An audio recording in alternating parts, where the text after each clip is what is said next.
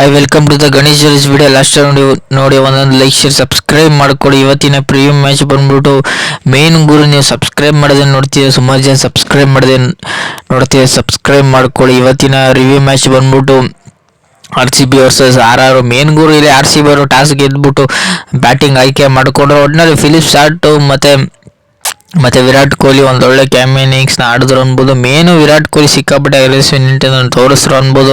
ಇಲ್ಲಿ power ಪ್ಲೇಯಲ್ಲಿ RCBದು wicket ಬಿದ್ದಿಲ್ಲ. ಇಲ್ಲಿ ಪವರ್ ಪ್ಲೇ ಆದ ತಕ್ಷಣ ಸಾಲ್ಟ್ ಅವರು ಔಟ್ ಆದರೆ ಇಲ್ಲಿ ಅವ್ರ ಹಿಂದೆ ಒಟ್ಟಿನಲ್ಲಿ ವಿರಾಟ್ ಕೊಹ್ಲಿ ಅವರು 15ನೇ ಓವರ್ವರೆಗೂ ಇದ್ರು ಅನ್ಬೋದು. ಒಟ್ಟಿನಲ್ಲಿ 15ನೇ ಓವರ್ಗೂ ಮ್ಯಾಚ್ ಒಟ್ಟಿನಲ್ಲಿ ಒಂದು ಸೈಡ್ ಆಗಿರಲಿಲ್ಲ, ಒಂದು ಸೈಡ್ ಆಯಿತು ಅನ್ಬೋದು. ಲಾಸ್ಟ್ ಓವರ್ಲಿ ಸಿಕ್ಕಾಪಟ್ಟೆ RR ಬೌಲಿಂಗು ಸಿಕ್ಕಾಪಟ್ಟೆ ರನ್ ಹೊಡೆಸ್ಕೊಂಡ್ರು.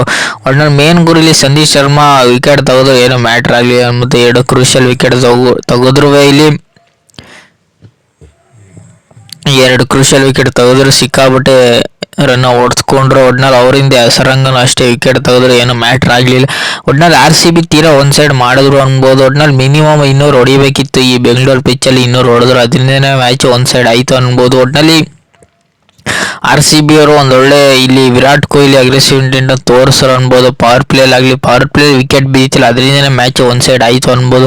ಪವರ್ ಪ್ಲೇ ಮಿನಿಮಮ್ ಇಲ್ಲಿ 60 ರನ್ ಬಂದಿತ್ತು, ಅದರಿಂದನೇ ಒಂದು ಸೈಡ್ ಮ್ಯಾಚ್ ಆಯಿತು ಅನ್ಬೋದು. ಒಟ್ಟಿನಲ್ಲಿ ಇವರು ಪವರ್ ಪ್ಲೇ ಒಂದೊಳ್ಳೆ ಪಾರ್ಟ್ನರ್ಶಿಪ್ ಮಾಡಿಕೊಂಡು ಒಟ್ಟಿನಲ್ಲಿ ಮಿಡಲ್ ಓವರ್ಗಳಲ್ಲಿ ಲಾಸ್ಟ್ ಓವರ್ಗಳಲ್ಲಿ ತುಂಬ ಚೆನ್ನಾಗಿ ಮ್ಯಾಚ್ ತಗೊಂಡು ಹೋದ್ರು ಅನ್ಬೋದು. ಒಟ್ಟಿನಲ್ಲಿ ಮಿನಿಮಮ್ ಇಲ್ಲಿ ಪವರ್ ಪ್ಲೇಯಲ್ಲಿ ಇವರು 60 ಹೊಡೆದ್ರೆ ಅದರಿಂದ ಮ್ಯಾಚ್ ಸಿಕ್ಕಾಪಟ್ಟೆ ಟರ್ನ್ ಓವರ್ ಆಯಿತು ಅನ್ಬೋದು.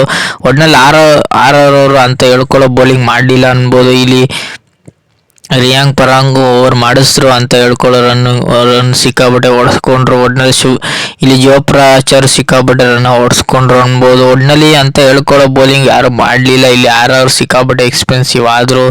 ಒಟ್ಟಿನಲ್ಲಿ ಮೇನ್ ಗುರಿ ವಿರಾಟ್ ಕೊಹ್ಲಿ ಮತ್ತು ರಜತ್ ಪಡಿದಾರ್ ಬೇಗನೆ ಔಟ್ ಆದರು. ಒಟ್ಟಿನಲ್ಲಿ ಅವ್ರ ಹಿಂದೆ ಇಲ್ಲಿ ವಿರಾಟ್ ಕೊಹ್ಲಿ ಮತ್ತು ಫಿಲಿಪ್ ಸಾಲ್ಟ್ ಮತ್ತು ದೇವದತ್ ಪಡಿಕ್ಕಲ್ ಇವ್ರು ಮೂರು ಜನ ತುಂಬ ಚೆನ್ನಾಗಿ ಆಡಿದ್ರು. ದೇವದತ್ ಪಡಿಕ್ಕಲ್ ಹಾಫ್ ಸೆಂಚುರಿ ಹೊಡೆದ್ರು, ಒಟ್ಟಿನಲ್ಲಿ 50 ರನ್ ಹೊಡೆದ್ರು. ಒಟ್ಟಿನಲ್ಲಿ ಅಗ್ರೆಸಿವ್ ಇಂಟೆನ್ಸ್ ತೋರಿಸಿದೆ ಜಾಸ್ತಿ. ವಿರಾಟ್ ಕೊಹ್ಲಿ 70 ರನ್ ಹೊಡೆದ್ರು. ಒಟ್ಟಿನಲ್ಲಿ ಮೇನ್ ಗುರು 205ನ ಚೇಸ್ ಮಾಡಕ್ಕೆ ಬಂದರು. ಒಟ್ಟಿನಲ್ಲಿ 205ನ ಇವರು ಚೇಸ್ ಮಾಡಲಿಲ್ಲ ಅನ್ನೋದಕ್ಕಿಂತ 205ನ ಚೇಸ್ ಮಾಡಕ್ಕೆ ಬಂದರು. ಒಟ್ಟಿನಲ್ಲಿ RR ಈಗ RR 205ನ ಚೇಸ್ ಮಾಡಕ್ಕೆ ಬಂದರು. ಇಲ್ಲಿ Yashasvi Jaiswal aggressive intent power ಪ್ಲೇಯಲ್ಲೇ ಮಿನಿಮಮ್ ಇಲ್ಲಿ ಪವರ್ ಪ್ಲೇಯಲ್ಲಿ ವಿಕೆಟ್ ತೆಗೆದಿದ್ರು, ಅದರಿಂದ ಮ್ಯಾಚ್ ಟರ್ನ್ ಓವರ್ ಆಯಿತು. ಇಲ್ಲಿ ಅಂತ ಹೇಳ್ಕೊಳ್ಳೋ ಪಾರ್ಟ್ನರ್ಶಿಪ್ ಬಂದಿದ್ದೆ. ಇಲ್ಲಿ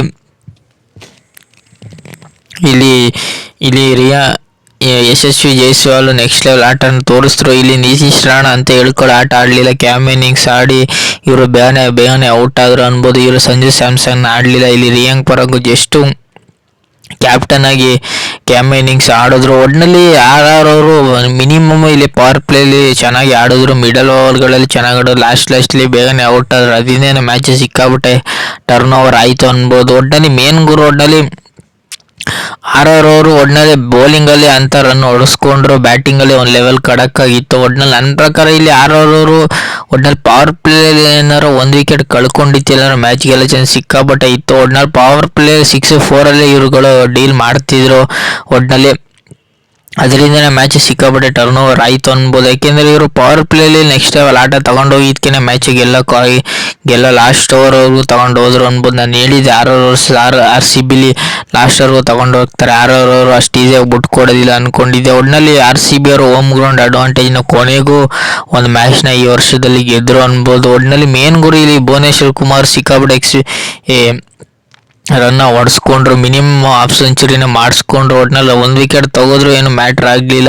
ಮೇನು ಇಲ್ಲಿ ಹೆಜಲ್ವುಡ್ ಅವರು ಸಿಕ್ಕಾಪಟ್ಟೆ ರನ್ನ ಹೊಡೆಸ್ಕೊಳ್ಳಲಿಲ್ಲ. ಮೇನು 4 ಕ್ರೂಷಿಯಲ್ ವಿಕೆಟ್ಗಳು ಅವರೇ ತೆಗೆದು ಮ್ಯಾಚ್ನ ಟರ್ನ್ ಓವರ್ ಮಾಡಿದ್ರು. ಇಲ್ಲಿ ಕುಲ್ದೀಪ್ ಕೃಣಾಲ್ ಪಾಂಡ್ಯನು ಅಷ್ಟೇ 2 ವಿಕೆಟನ್ನು ತೆಗೆದ್ರು. ಇಲ್ಲಿ ಒಟ್ಟಿನಲ್ಲಿ ಮೇನ್ ಗುರು ಇಲ್ಲಿ ಹೆಜಲ್ವುಡ್ ಅವರು 4 ಕ್ರೂಷಿಯಲ್ ವಿಕೆಟ್ನ ತೆಗೆದು ಯಶ್ ದಯಾಳು ಅಷ್ಟೇ. ಇಲ್ಲಿ ವಿಕೆಟ್ಗಳು ತೆಗೆಯೋದಕ್ಕಿಂತ ರನ್ನ ಹೊಡೆಸ್ಕೊಂಡಿತ್ತಿಲ್ಲ ಹೆಜಲ್ವುಡ್ ಅವರು, ಅದರಿಂದನೇ ಮ್ಯಾಚ್ ಸಿಕ್ಕಾಬಿಟ್ಟೆ ಟರ್ನ್ ಓವರ್ ಆಯಿತು. ಒಟ್ಟಿನಲ್ಲಿ ಮೇನ್ ಗುರು ಇಲ್ಲಿ 15 ಓವರ್ ಆಗೋ ತನಕ RR ಕಡೆ ಇತ್ತು. ಒಟ್ಟಿನಲ್ಲಿ 15 ಓವರ್ ಆದಮೇಲೆ RCB ಕಡೆ ಮ್ಯಾಚ್ ಟರ್ನ್ ಓವರ್ ಆಯಿತು. ಒಟ್ಟಿನಲ್ಲಿ ಹೆಜಲ್ವುಡ್ ಅವರು ಲಾಸ್ಟ್ ಓವರ್ಗಳಲ್ಲಿ ವಿಕೆಟ್ಗಳನ್ನ ತಕ್ಕೊಂಡು ಒಟ್ಟಿನಲ್ಲಿ RCB ಅವರು ಕ್ಯಾಚಿಂಗ್ ಫೀಲ್ಡಿಂಗ್ಗಳಾಗಲಿ ತುಂಬ ಚೆನ್ನಾಗಿ ಮಾಡಿದ್ರು. RR ಅವರು ಸಿಕ್ಕಾಪಟ್ಟೆ ಕ್ಯಾಚಿಂಗ್ ಫೀಲ್ಡಿಂಗ್ ತಪ್ಪುಗಳನ್ನ ಮಾಡಿದ್ರು. ಒಟ್ಟಿನಲ್ಲಿ ಒಟ್ನಲ್ಲಿ RCB ಗೆಲ್ತು ಒಟ್ನಲ್ಲಿ ನಾನು ಹೇಳಿದೆ RCB ಅವ್ರದ್ದು ಸಾರಲ್ಲಿ RCB ಗೆಲ್ತಾರೆ ಅಂದ್ಕೊಂಡಿದ್ದೆ. ಒಟ್ನಲ್ಲಿ RCB ಅವ್ರು ಗೆದ್ದರು.